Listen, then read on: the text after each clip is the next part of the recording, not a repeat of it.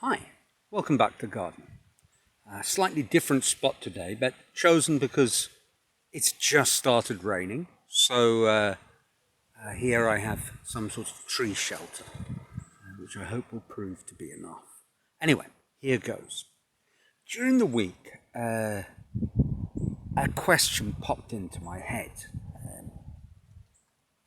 And quite an interesting question, actually. And I suspect it's a question that many people could ask if they looked at their own lives. And it's a question to do with, I suppose, my big theme that I like questioning about, the idea of self-actualization, about improving oneself.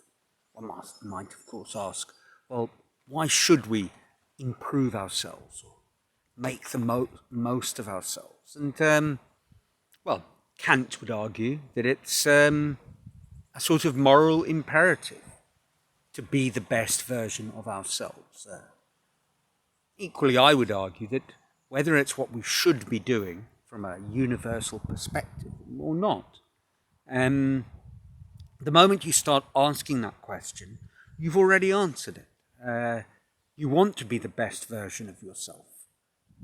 If you're truly happy just trundling along, being a cog in the machine, if you're truly happy being that person, well then you wouldn't even think to ask the question.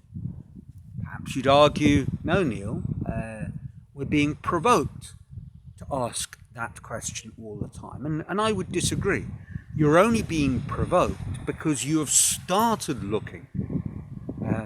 The provocation to ask that question, to start trying to make sense of what self-improvement, for example, actually does mean, and where it's good and where it isn't, and all those sorts of things that I've explored before. That happens because you've already started that process. As a average Joe or Josephine out there, what you are really encouraged to do, quite aggressively, incessantly, is to be a consumer, full stop. And I'm not going to dig deeper into that. I think it's, for those of you out there watching this channel, that is probably a self-evident truth. So once you start asking the question, what does being the best version of me possible actually mean? And how would I go about doing that? The moment you start down that road and you start opening all sorts of doors, sometimes not liking what you find, sometimes exploring the contents and then putting it back and thinking that was an interesting but ultimately failed experiment. In the moment you go down that process, it's, I think, becomes very clear that you are pursuing becoming the best version of yourself possible. And so there we are. That is something that I've been exploring at some length, and an interesting question sort of floated into my mind, and it was this: that if I look at the areas of my life where there is output, let's call it that.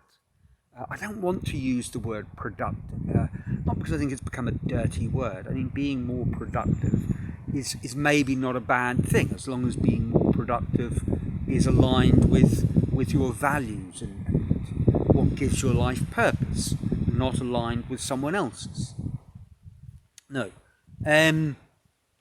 But all the same, I don't like the word necessarily productive, because what does productivity mean if your real passion is playing tennis at the local tennis club? Perhaps it's not the right word.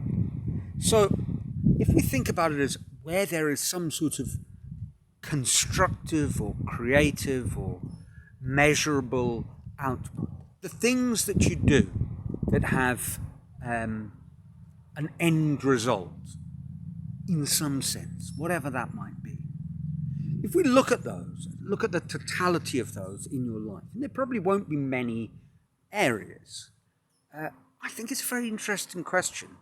to compare them and look at how they're similar and in what sense, why you are more successful in one area than another. So, to make this concrete, I'm afraid I'm going to have to talk about myself. Well, I'm not afraid about that. I like talking about myself. Always have. Character flaw, possibly, but there we are. So, I produce art. I become a professional artist, and so there's no doubt that is one of the key areas in which I have some sort of output. I play chess. Now, that output might be activities within communities, it might be the games that I play and how successful they are, and it might be, in a bigger sense, my book that I plan to one day write. Of course, my book would be to do with how I engage with the community. So, if I look at my chess output, it really is the games that I'm playing and the way I'm interacting with other chess players who form, as I say, a sort of a small section of the world society of chess that I interact with. So there's chess. Then there's my creative content. I suppose that could broadly be summarized in two areas. A desire eventually to write a book and these videos. And if I have been honest about this in the past, full disclosure, I started making these videos because I saw it as a sort of strategy towards writing the book. A visual, recorded diary of my thoughts that would be easier to get started with and do than actually starting to write. But that could be translated in fairly easily into the written word. I'm sure on the dreaded Craigslist, whatever that actually is, or somewhere in India, there is someone who would be quite happy to send me Word document transcripts of everything that I have ever put out onto the internet for a small fee. So I can see how it wasn't a foolish plan. So I'm going to focus specifically on the book writing. And in terms of interacting with the world of chess, I suppose there's two ways I see myself doing that. One is in terms of coaching, and the other is in terms of writing. If I compare, narrowing it down to these three areas, and actually let's focus for the time being on the two book projects and my artistic output. There's no question in my mind that I have been far more successful, productive, and I have advanced my cause, so to speak, considerably more in the world of art than I have in terms of the two book ideas that I have. Not to say that I have not advanced my cause with the two books. I have book outlines of between, I suppose, the chess book outline is maybe 7,000 words, and the kind of self-actualization book outline is probably closer to 15 or 20,000. So I have done stuff. I do have something. But in comparison to the output and the progress I have made in terms of becoming a professional artist, well, there's no comparison. Over the last 10 years, let's call it 9, because the first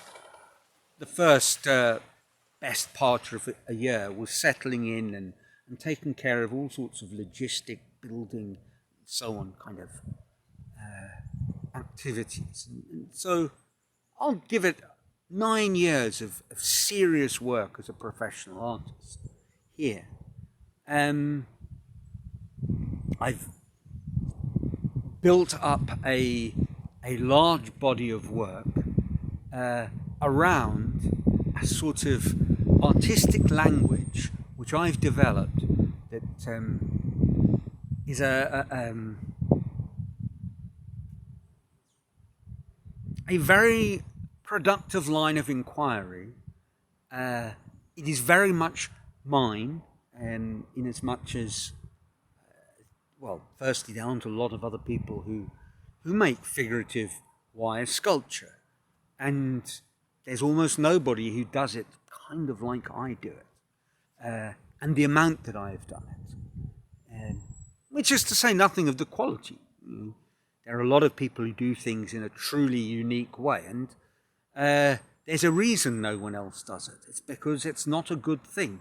But the exhibiting that I've done, and the sales that I've started to have, and the progress in terms of how many people buy my art, for how much, suggests that I am on, for want of a better phrase, an upward trend. And in terms of kind of longer term goals, the idea of building a sculpture park, of connecting with a broader community, and perhaps doing something that ultimately will be provide a legacy that other people can build upon. And I'm making progress in all of that. Whereas I do feel with my book projects that it's very stop-start. I make some progress and then nothing happens.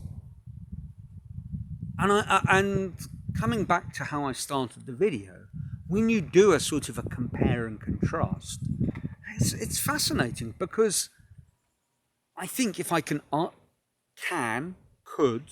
if I were to, answer that question, that could give me and answer it successfully and in some sense truthfully and in a detailed, meaningful sort of way, I think I could get some very interesting information about what I'm currently doing, what I'm currently not doing, what needs to be done better, and what needs to be done at all. Whether it's not doing what I'm currently doing, or whether it's starting to do something that I'm not currently doing. So it's an interesting question. Some might argue, well, perhaps this just points to greater motivation. The reason you do more of one thing than another